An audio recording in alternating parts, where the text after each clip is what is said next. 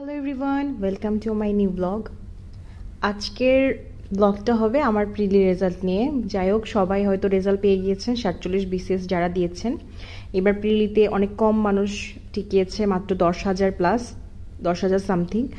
আর পরীক্ষার্থী ছিল প্রায় 4 লাখ, সবাই জানে। আর কোশ্চেন সম্পর্কে তো সবাই কি, এত টাফ কোশ্চেন এই পর্যন্ত কোনো বিসিএসই আসে নাই।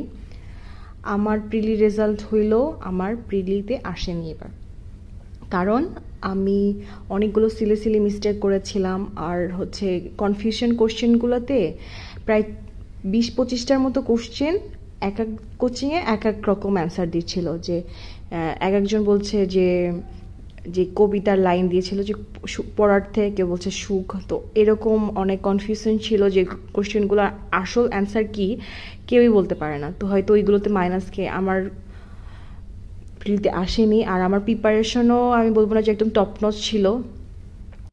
যাই হোক, এখন আমার পরবর্তী টার্গেট বা পরবর্তী মিশন হলো পরবর্তী এক্সামগুলো। শুধু বিসিএস নিয়ে থাকলে তো হবে না। বিসিএস একটা পুরোপুরি আনপ্রেডিক্টেবল একটা এক্সাম, সেইটা অনেকটা লাকের উপর ডিপেন্ড করে। পড়াশোনা করলেও অনেকের আসে না। অনেকে দেখলাম যে এবার রিটেন 41তম বিসিএসের রিটেন মার্ক, যার 591 পেয়েও আসে নাই কোনো ক্যাডার, আবার অনেকের 540-50 পেয়েও আসছে।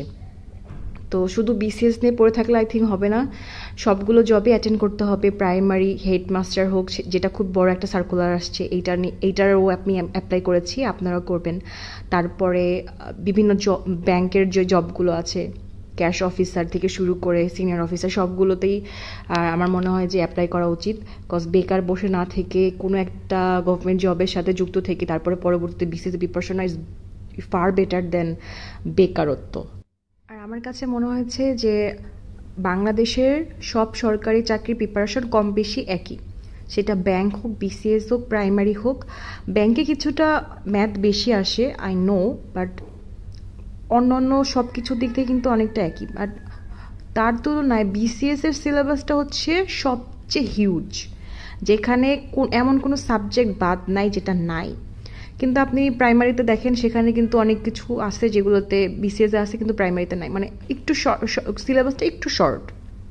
ব্যাংকেও ঠিক তাই, ইংলিশ লিটারেচার নাই, ভূগোল নাই, নৈতিকতা নাই।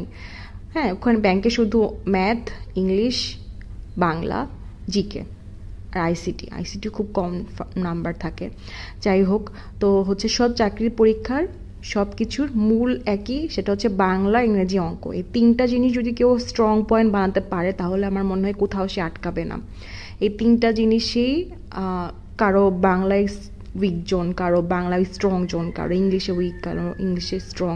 তো যার যেখানে স্ট্রং উইক এটা মেনটেন করে তার পড়া উচিত। আমার কাছে মনে হয় যে আমার সব দিক দিয়ে উইক, আমার সব দিক দিয়ে স্ট্রং। আমি জানি না আসলে আমি কোন পর্যায়ে আছি। আমি হয়তো একদম মিডিওকার স্টুডেন্ট। এখনও আমি খুব স্ট্রং জোন বানাতে পারিনি, এখন আমি খুব উইক জোনেও নাই, আমি একদম মিডল পয়েন্টটা আছি। আরও একটু ট্রাই করতে হবে সো দ্যাট আমি নিজেকে আরও স্ট্রং বানাতে পারি। আর আপনারা যারা আমার ব্লগ দেখছেন তাদেরকে অনেক অনেক ধন্যবাদ। আমি কখনো ভাবতেও পারিনি যে এত মানুষ আমাকে দেখবে। আমি ভাবতাম যে শুধু মনে হয় আমি আমাকে দেখবো, আমার জার্নিটা দেখবো, আমার জার্নিটা কেমন ছিল, বা আমি যখন গভর্নমেন্ট জব পাবো তখন এই দিনগুলো দেখলে আমার হচ্ছে ইমোশন কাজ করবে যে হ্যাঁ, আমি অনেক পরিশ্রম করেছি। বা ছোট ছোট ক্লিপ আমার এই জব প্রিপারেশনের জার্নি রাখার জন্য আমি এই ব্লগ চ্যানেলটা খুলেছি। পরে দেখলাম যে না, আমাকে অনেকেই সাপোর্ট করছে, অনেকেই দেখছে, তো আপনাদের অনেক ধন্যবাদ। আর আমি ভেবেছি যে আমার 50 সাবস্ক্রাইবার কমপ্লিট হওয়ার পর আমি হচ্ছে লাইভ করব। লাইভ করলে আমার এডিট করার ঝামেলা থাকবে না। আমি একটানা 3-4 ঘন্টা পড়লাম, আপনাদের সাথে কানেক্টেড থাকতে পারলাম, আমার সাথেও স্টাডি করার একটা সুযোগ আপনারা পাবেন। কারণ একজনের পড়া দেখলে আর মানে পড়ার একটা আগ্রহ তৈরি হয়। যেমনটা লাইব্রেরিতে আমরা যখন যাই তখন দেখি চারপাশে সবাই পড়ছে, তখন কিন্তু অটোমেটিক্যালি একটা পড়ার এনভায়রনমেন্ট ক্রিয়েট হয়, পড়তে ইচ্ছা করে, একটা কম্পিটিটিভ ভাইব ক্রিয়েট হয়। তো আমার মনে হয় যে লাইভ আমি তখনই করতে পারবো যখন আমার 50 সাবস্ক্রাইবার কমপ্লিট হবে, এখনও হয়নি। তো আপনারা আরেকটু আমাকে সাপোর্ট করবেন, আর একসাথে পড়ার একটা টেন্ডেন্সি ক্রিয়েট হলে আমার জন্য ভালো হবে, আপনাদের জন্য ভালো হবে। আমি দেখা যায় যে আমিও মাঝে মাঝে স্টাডি ব্লগগুলো দেখি অন্যদের, তখন আমার কিন্তু একটা মোটিভেটেড কাজ করে ভিতরে, ডিপ ইনসাইড আমি অনেক মোটিভেটেড হই সবার ব্লগ দেখে। তো আমার ব্লগ দেখে যদি কেউ মোটিভেটেড হয়, পড়ার আগ্রহ ক্রিয়েট হয় বা পড়তে ইচ্ছা করে, then it's a very big thing for me. যেহেতু 47 বিসিএস এখন শেষ এবং সামনে প্রাইমারি একটা বড় সার্কুলার আসছে, সবাই আশা করি অ্যাপ্লাই করবেন। এটা কিন্তু অনেক ভালো একটা সার্কুলার, 10ম গ্রেডে সরাসরি যারা প্রাইমারি স্কুলের হেডমাস্টার পদ হতে চায় তারা প্রায় 10-12 বছর চাকরি করে সহকারী শিক্ষক থেকে, তারপরে তারা হেডমাস্টার হতে পারে। তো সরাসরি এই সুযোগটা আমরা পাচ্ছি, তো এটা আমাদের ভালোভাবে ইউটিলাইজ করা দরকার। এবং প্রাইমারি পড়া কিন্তু খুব ইজি, অনেকটা জব সলিউশন সলভ করার মধ্যে দিয়ে প্রায় 58 থেকে 80% সিলেবাস কমপ্লিট হয়ে যায়।